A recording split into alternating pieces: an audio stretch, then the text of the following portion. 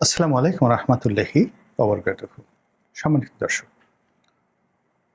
সম্প্রতি কিশোরগঞ্জ জেলার একজন বিএনপি নেতা বর্তমান প্রেক্ষাপটে জেলা পর্যায়ের নেতা হিসেবে তিনি হয়তো মধ্যম সারির। এর কারণ হলো তিনি একটি সম্পাদকীয় পদে ছিলেন।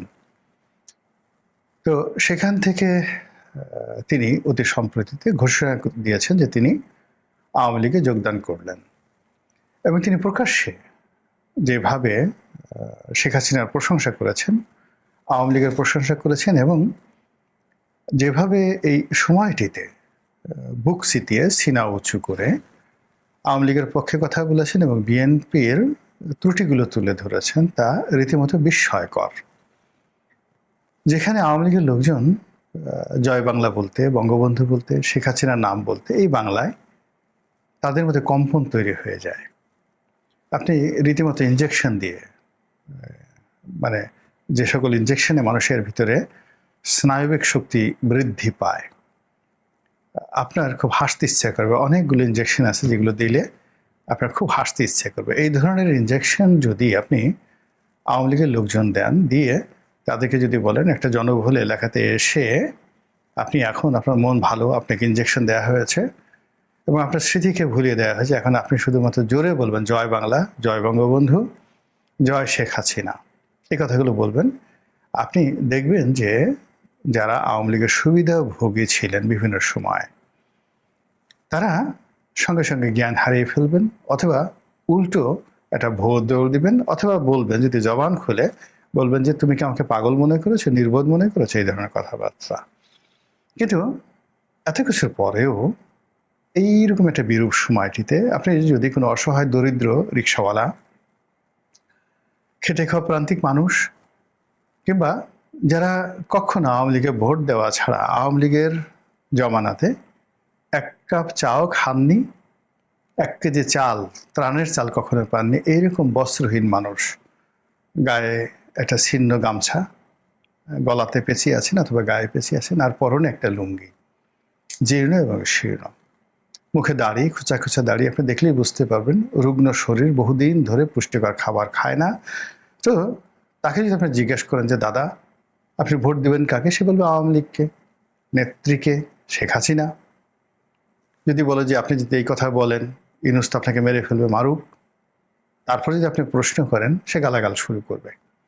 এরকম অসংখ্য ভিডিও আমরা দেখছি এবং ভাইরাল হচ্ছে। আমরা ধরে নিই যে এই লোকগুলো পাগল, এদের সাথে আর কথাবার্তা বলার কোনো প্রয়োজন নেই। পাগলে কি বললো না বললো তাতে কিছু আসে যায় না। কিন্তু কিশোরগঞ্জে যে ঘটনাটি ঘটেছে সেটা কোনো পাগলের প্রলাপ নয়। তিনি বিএনপির যত জেলা পর্যায়ের অবহেলিত নেতাই হন না কেন, বোঝার চেষ্টা করুন যে কিশোরগঞ্জ বাংলাদেশের মধ্যে অত্যন্ত গুরুত্বপূর্ণ একটি জেলা। এই জেলা থেকে যারা সংসদ সদস্য নির্বাচিত হন বা হয়েছেন অতীতে, তারা পুরো বাংলাদেশের রাজনীতিকে ডমিনেট করেছেন। এখানে যে ব্যবসা এবং এখানে যে উদ্ভাবনী ক্ষমতা, অর্থাৎ এই পুরো কিশোরগঞ্জ এলাকা থেকে বাংলাদেশের মেধা এবং মননশীলতার যে বীজ সারা বাংলাদেশে বপিত হয়েছে, এটা অন্য কোনো জেলার সঙ্গে তুলনা করা যায় না। এখানকার ভাগলপুরে বাংলাদেশের সেরা ধনী, সর্বকালের সেরা ধনী জহুরুল ইসলাম সাহেবের উত্থান হয়েছে। এখানে জিল্লুর রহমান সাহেব প্রয়াত রাষ্ট্রপতি, সৈয়দ আশরাফ এই অঞ্চলের অধিবাসী। তো এরকম আমি আরো অনেকের নাম বলতে পারবো যারা কিশোরগঞ্জে রাজনীতি করেন। আব্দুল হামিদ সাহেব প্রয়াত এই যে সাবেক রাষ্ট্রপতি, তিনিও এই কিশোরগঞ্জের বাসিন্দা। এমনকি কুখ্যাত আপনি যাকে বদনাম করেন, এই হারুন, মানে ডিবি হারুন, তিনিও এই কিশোরগঞ্জের বাসিন্দা। এরপর ধরেন মেজর আক্তার, নূর মোহাম্মদ সাবেক আইজি। নূর মোহাম্মদ সাবেক আইজি খুবই গুরুত্বপূর্ণ ভূমিকা পালন করেছেন 111-এর সময়। অন্য 10টা আইজির মতো তাকে মূল্যায়ন করলে হবে না, হি ইজ টোটালি ডিফারেন্ট। এরকম অসংখ্য লোক আপনি গিয়ে দেখবেন যে কিশোরগঞ্জের রাজনীতির সঙ্গে যারা জড়িত, তারা সারা বাংলাদেশকে বিভিন্ন সময় ডমিনেট করেছে এবং ইতিহাসের যে বাঁক, সেই ইতিহাসের বাঁক পরিবর্তন করে দিয়েছে অনেক লোক। মানে আমরা হয়তো আপনারা জানি না বা আপনারা হয়তো জানেন না, কিন্তু অবাক করা ঘটনা হলো যে এই কিশোরগঞ্জের একজন সাধারণ রাজনীতিবিদ, সাধারণ ব্যবসায়ী, সাধারণ মানুষ অনেক সময় পুরো বাংলাদেশের রাজনীতির যে কোর্স অফ অ্যাকশন এটা একদম উল্টে দিয়েছে, পাল্টে দিয়েছে।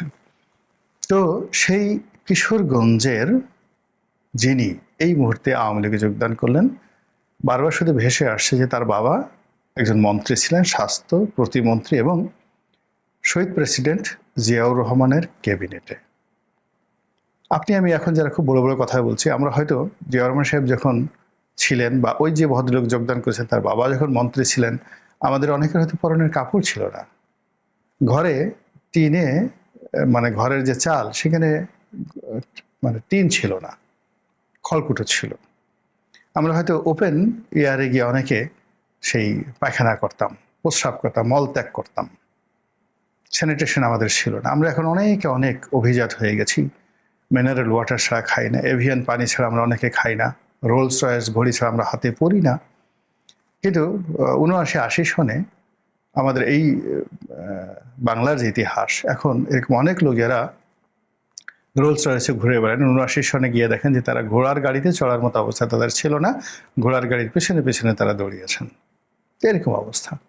তো ওই জমানাতে এই ভদ্রলোকের বাবা তিনি মন্ত্রী ছিলেন, কাজেই সেই মন্ত্রীর পুত্র তিনি ইতিহাসকে যেভাবে দেখেছেন, বৃত্ত এবং বৈভবকে যেভাবে দেখেছেন, ওটার সঙ্গে তার যারা সমালোচনাকারী তাদেরকে বুঝতে হবে যে আমরা ঠিক ওই ভদ্রলোকের বাবার মতো আমাদের বাবা ছিল কিনা, আর বা ভদ্রলোক জন্মের পর থেকে যে সোনার চামিচ মুখে দিয়ে যে রিয়ালিটি, যে হৃদম, যে মিথ্যাবিলাস তিনি অনুভব করেছেন। তো সেখানে এই ধরনের মানুষ সাধারণত দীর্ঘদিন সুখে থাকলে, স্বাচ্ছন্দ্যে থাকলে তারা খুব কাপুরুষ হয়, ভীরু হয় এবং সাহস থাকে না। তো সেক্ষেত্রে এই যে ভদ্রলোক, তার তো সাহস থাকার কথা নয়, কিন্তু তিনি বিদ্রোহ করেছেন, বিপ্লবী হয়েছেন এবং বিএনপির যে সিদ্ধান্ত, সেই সিদ্ধান্তকে তিনি চ্যালেঞ্জ জানিয়েছেন সারা বাংলাদেশের জন্য। এই কারণেই তার এই যে আওয়ামী লীগে যোগদান নিয়ে আওয়ামী লীগের মধ্যে তুমুল যাকে বলা হয় উৎসাহ উদ্দীপনা দেখা দিয়েছে। আওয়ামী লীগের সারা বাংলাদেশের নেতা কর্মী তাকে মাথায় করে নাচছে এবং মানে তাকে এই মুহূর্তে মনে হচ্ছে যে তিনি একজন অবতার। এবং তার এই অবস্থার কারণে বিএনপির লোকজন যতই হিংসা করুক, যতই তাকে পাগল বলুক, ছাগল বলুক, কিন্তু তার বিরুদ্ধে এই মুহূর্তে তেমন কিছু করা যাচ্ছে না। এখানে বুঝতে হবে যে এটা বিএনপির একটা বিরাট পরাজয়, দৈন্যদশা। কিশোরগঞ্জ জেলাতে সম্প্রতি যে বিএনপির সম্মেলন হয়েছে, এই সম্মেলনটি বিএনপির জন্য একটি কলঙ্কজনক অধ্যায়।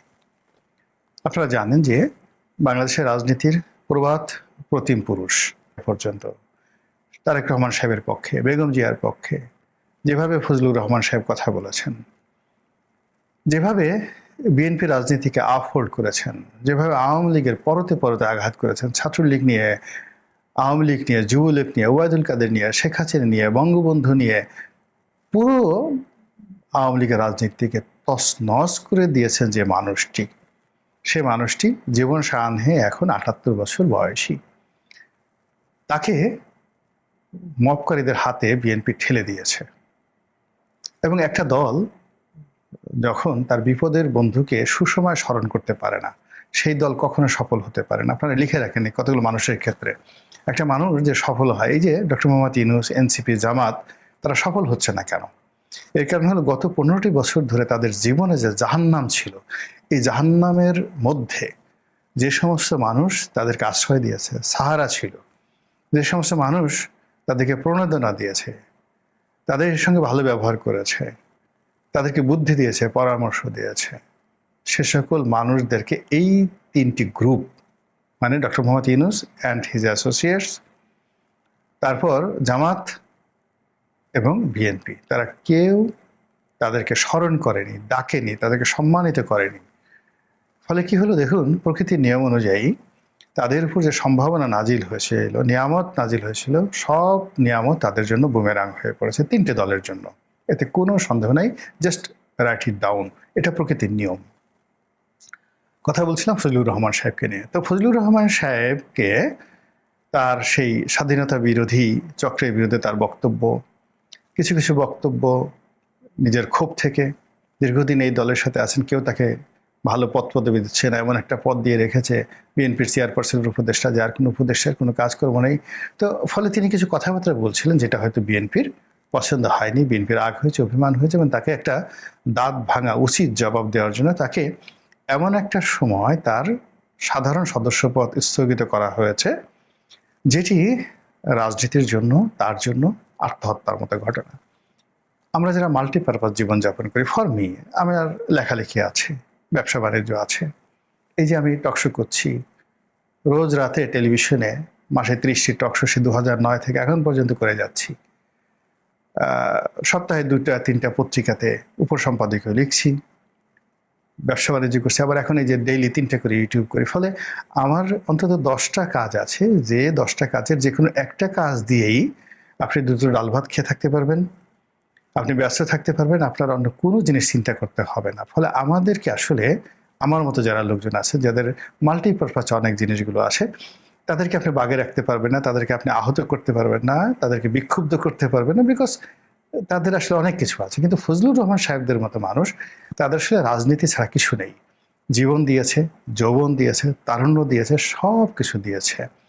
তো এইরকম ফজলুর রহমান সাহেবদের মতো মানুষ জীবন সাহানি এসে 78 বছর বয়সের 16-17 বছরের বেশি বা 20 বছর যে বিএনপির জন্য শ্রম দিয়েছে, সেই বিএনপি তাকে 20 দিন সময় দেয়নি, 20 ঘন্টা সময় দেয়নি। এর মধ্যেই তাকে দল থেকে বহিষ্কার করা হয়েছে। এমনকি যখন কিশোরগঞ্জ জেলা বিএনপির সম্মেলন হয়েছে, সেই সম্মেলনে সে যে উপস্থিত থাকবে অ্যাজ এ গেস্ট হিসেবে, সেই দরজাটাও বন্ধ করে দেওয়া হয়েছে। তো বুঝেন ওখানে কি সম্মেলন হয়েছে, কি সভাপতি হয়েছে, কি রাজনীতির ওখানে ভবিষ্যৎ, এই সোজা একটা জিনিস বোঝার চেষ্টা করুন যে 20 বছর ধরে যেখানে আব্দুল হামিদের মতো মানুষ, যেখানে সৈয়দ আশরাফ সাহেবের মতো মানুষ, যেখানে জিল্লুর রহমান সাহেবের মতো মানুষ, তো সেই কিশোরগঞ্জে বিএনপিটাকে যিনি সুসংগঠিত করেছেন, সেই মানুষটিকে আপনি উপস্থিত হতে দিলেন না। তো সেখানে কতটা ক্রোধ এবং কতটা ক্ষোভ সেই কিশোরগঞ্জের জেলা বিএনপিতে রয়েছে। ঠিক একইভাবে সারা বাংলাদেশে এরকম অসংখ্য ঘটনা ঘটেছে, এবং তারই প্রেক্ষিতে এই যে ভদ্রলোক যিনি বিএনপি ছেড়ে আওয়ামী লীগে যোগদান করার ঘোষণা দিলেন, তো তার কাছে আসলে এই রাজনীতিটা এবং জীবনটা রীতিমতো জুয়ায় পরিণত হয়েছে, যে সারা জীবন এই জুয়ার কোর্টে আমি কাটিয়ে দিলাম, এবং শেষ মুহূর্তে এসে আমাকে একেবারে কিক আউট করে দিলেন। কাজেই আমি তো মরেই গেছি, যখন মরেই গেছি তখন বাকি জীবনটা আমি আমার মতো করে বেঁচে থাকতে চাই। তো এই যে যে তার মধ্যে একটা প্রতিবাদ চলে এসেছে, এই প্রতিবাদটি ভাইরাস আকারে সারা বাংলাদেশে বিএনপির অনেক বিক্ষুব্ধ নেতাকর্মীকে প্রলুব্ধ করবে। এখন দেখা যাচ্ছে যে অনেক জায়গাতে খবর আসছে 100 বিএনপির নেতাকর্মী তারা জামাতে যোগদান করেছে, এরকম ঘটনা আসছে। আবার যদি সামনে আওয়ামী লীগের রাজনীতি আসে, আওয়ামী লীগ যদি নির্বাচনে আসে, আপনি দেখতে পাবেন যে বিএনপি থেকে কত লোক দলে দলে আওয়ামী লীগের প্রার্থী হওয়ার জন্য আওয়ামী লীগের টিকিট কিনে। আওয়ামী লীগ এখনো আসেনি।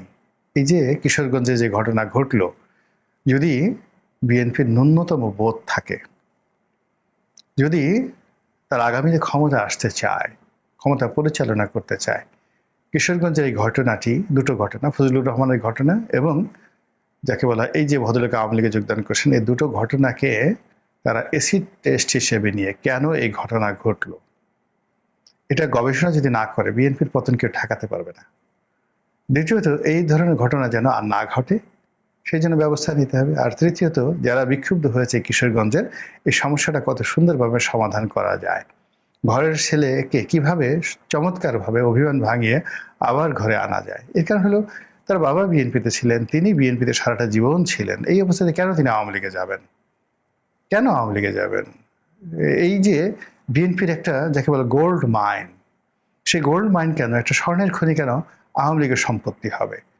এর চেয়ে দেউলিয়াত্ব তো আর কখনো হয় না, এর চেয়ে অনিরাপত্তা হয় না। যদি এই ঘটনা কিশোরগঞ্জের ক্ষেত্রে এরকম দুইজন স্টার, ফজলুর রহমান সাহেব ন্যাশনাল স্টার, আর উনি ওই অঞ্চলের, মানে ওই অঞ্চলের রাজনীতিতে তিনি স্টার, ওই শহরের রাজনীতিতে তিনি স্টার, তার সাহস শক্তি সাধারণ মানুষের মতো নয়, তার সাহসিক অন্য 10 জনের বিএনপির কর্মীদের মতো নয়। এই সময়টাতে সে আওয়ামী লীগের নাম উচ্চারণ করা, বিএনপির নেতা হয়ে, এটা সাধারণ কোনো ঘটনা নয়, এটা অনেক অনেক বড় ঘটনা। তো এরকম একজন সাহসী, এরকম একজন যোদ্ধা, এরকম একজন ডেডিকেটেড লোক, যার অভিমান কোনো লোভের দ্বারা, যাকে বলা হয়, গাইডেড হয়নি, যার অভিমান, যার ক্রোধ, এই যে তার বিরুদ্ধে মব হবে, তাকে জেলে নেবে, তার বিরুদ্ধে মামলা হবে, তাকে মেরে ফেলবে, বাড়ি ঘরে আগুন দেবে, কোনো কিছুই তাকে, যাকে বলা হয়, এই মুহূর্তে তার কর্ম থেকে বিরত রাখতে পারেনি। তো এইরকম একটা ডেডিকেটেড ওয়ার্কার, এইরকম একটা ডেডিকেটেড শক্তি, ফোর্স, কেন তাকে ঠেলেবে আওয়ামী লীগের দিকে বিএনপি দেবে? কেন এই সমস্যাটার